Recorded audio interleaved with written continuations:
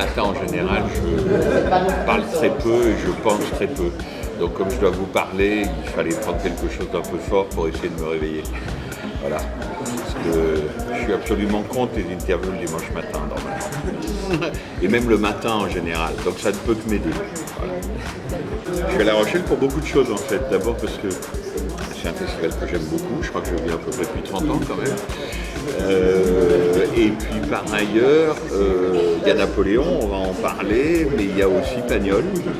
Et à la Cinémathèque française que je dirige, il va y avoir une intégrale des films de Marcel Pagnol entre le 10 et le 20 juillet, si ma mémoire est bonne. Donc je suis venu présenter le premier faux vrai Pagnol, qui est Marius, donc adapté de sa pièce, qui avait eu un immense succès, et qui est son premier film de 1932, et pourtant c'est pas lui qui fait la mise en scène. Et c'est ça qui est intéressant, c'est que la parole de ces films est tellement forte que c'est quand même un film de Marcel Pagnol. Donc voilà, je suis venu présenter Marius, en parler avec le public. Pagnol est un cinéaste important pour moi parce que je pense que c'est un très grand naturaliste français. C'est-à-dire que Pagnol nous conduit jusqu'à Piala, si vous voulez, de façon assez évidente. Il y a même un des films les plus réussis et les plus connus de Maurice Piala qui s'appelle À nos amours, où Pagnol est cité explicitement. Quand le père de famille dit à son fils qu'il est très déçu par ses talents d'écrivain et qu'il espérait qu'il soit un Pagnol contemporain. Donc c'est pour vous dire si Piala aimait Pagnol. Et puis par ailleurs, oui, vous avez raison, je suis venu présenter la version reconstruite, plus que restaurée, intégrale et je l'espère définitive, de Napoléon d'Abel Gance dans sa version de 7 heures. C'est à peu près 15 ans de travail, enfin disons 7 ans de réflexion, voilà, comme chez Billy Wilder, il y a eu 7 ans de réflexion et puis après il y a eu à peu près 8 ans de travail effectif pour arriver à cette version. Bon, Napoléon, c'est un peu compliqué parce que vous êtes trop jeune et les gens qui nous regardent ne l'auront certainement pas vu, mais les gens un peu plus vieux, ils ont tous vu une version de Napoléon. C'est-à-dire qu'il y a eu tellement de restaurations de Napoléon, tellement de versions différentes, tellement de musiques différentes, que tout le monde croit avoir vu Napoléon. Alors il y a même des gens qui me disent « Ah mais c'est très curieux, cette séquence-là, je ne l'avais jamais vue. » Ben oui, et pour cause. On est passé d'une version dite opéra, si vous voulez, qui était donc conçue pour l'Opéra de Paris par Abel Gance, une version courte qui faisait un peu moins de 4 heures, à une version de 7 heures quand même. Donc forcément, il y a des séquences supplémentaires. Non, ce qui est intéressant, c'est que c'est d'une certaine façon un des sommets du cinéma muet, voilà, pour le dire simplement. C'est-à-dire que l'année 1927, on peut tirer 2 films, il y en a des dizaines d'autres, mais on peut tirer 2 films très importants. Aux États-Unis, il y a l'Aurore, Sunrise de Murnau, et puis en France, il y a Napoléon. Alors il y a même des gens qui les opposent, mais c'est juste pour montrer qu'en 1927, si vous voulez, le grand art du cinéma muet était un art à pleine maturité, c'est-à-dire que non seulement il ne lui manquait rien, mais il ne lui manquait même pas la parole. C'était déjà un cinéma sonore puisqu'il était accompagné systématiquement de musique. Et quand on voit Napoléon d'Abel Gance et ensuite les premiers films parlants français, on s'aperçoit à quel point Napoléon d'Abel Gance, dans l'audace, dans l'inventivité, dans le côté expérimental, était très au-dessus des balbutiements du cinéma parlant.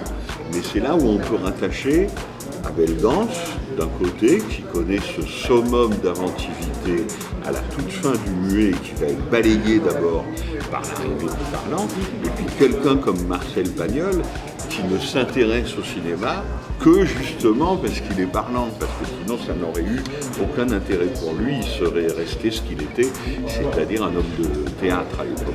Voilà, donc c'est un peu artificiel, mais c'est amusant pour moi de parler de Marcel Pagnol et d'Abel Gance dans le même festival. Et puis pour Napoléon, qu'est-ce que je peux vous dire? Que c'est pas un biopic. C'est-à-dire que voilà, Napoléon, je crois, est le personnage le plus traité dans le cinéma. Il y a eu des Napoléons, mais vraiment en pagaille, on ne sait plus où les mettre. Et même à ma grande surprise, ils nous ont grillés, puisqu'à un moment on espérait arriver avant eux. Ridley Scott a fait son Napoléon avant que nous, on arrive enfin à terminer le nôtre. Bon, ben, disons que quand j'ai vu le film de Ridley Scott, j'ai pas été trop inquiet, quoi. Voilà, c'est-à-dire que là, c'est vraiment un méchant biopic académique, pour le coup. Il y a un effort d'Abel Gance, qui lui-même est au sommet de son art, pour faire un film qui soit à la hauteur de ce qu'il considère comme le génie de Napoléon. Voilà, il considère que Napoléon est un génie militaire, est un génie politique, ça c'est très important, est une figure historique majeure, et donc lui tout son effort est de hausser son film, si vous voulez, à ce niveau-là, et même en tordant l'histoire, et même en inventant des choses, enfin, mais il invente toujours quelque chose. Donc il y a beaucoup de registres dans Napoléon. En fait, c'est ça qui peut-être étonnera le public, c'est qu'on s'attend à avoir une grosse meringue, on s'attend à avoir un monument au sens Arc de Triomphe, si vous voulez. Et Napoléon n'est pas du tout un monument type Arc de Triomphe, c'est-à-dire que c'est pas un monument d'académisme, ça serait plutôt un monument d'audace, d'inventivité, de trouvailles visuelles, d'invention plastique, enfin on est plutôt là-dedans.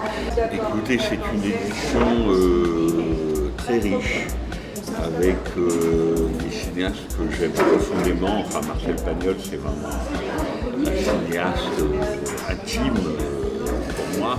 Vous connaissez l'histoire de la bande des quatre? C'est Jean-Luc Godard qui avait coutume de dire que Marcel Pagnol faisait partie de la bande des quatre. Alors, vous ne savez pas ce que c'est que la bande des quatre, tant mieux pour vous, parce que vous êtes jeunes.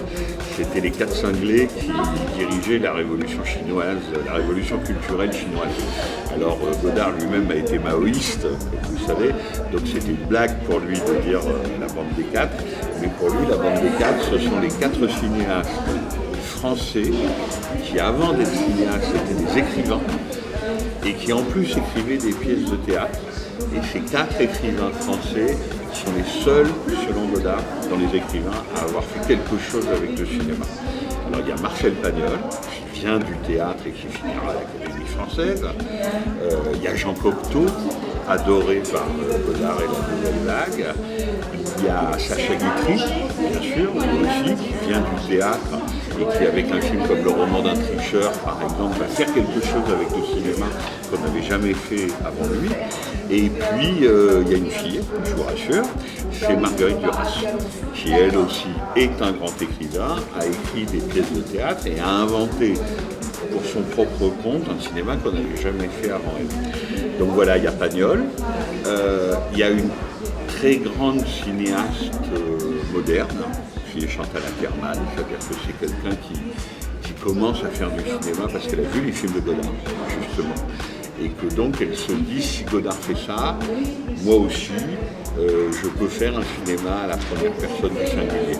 Donc, les films d'Akerman, c'est vraiment une exaspération, si vous voulez, d'une certaine modernité, avec Godard d'un côté, Antonioni de l'autre, quoi, quelque chose comme ça. Et puis il y a une de mes comédiennes préférées que j'ai revue hier, je sais pas, elle avait 15 ou 16 ans, dans La prisonnière du désert de John Ford. Elle était très jolie, elle avait le teint mat. Alors évidemment, Hollywood, ils sont égaux à eux-mêmes quand quelqu'un a le teint mat, ils font jouer une indienne, hein, tout de suite. Et évidemment, c'est Nathalie Wood qui fait partie de ces comédiennes qui ont eu la chance, dès le début de leur carrière, de faire 3 films aussi importants que peut-être le summum du cinéma classique, La prisonnière du désert de John Ford, La fureur de vivre avec James Dean de Nicolas Ray, et puis un chef-d'œuvre du mélodrame, Elia Kazan, La fureur de vivre. Donc tout ça, ça fait un festival riche et équilibré.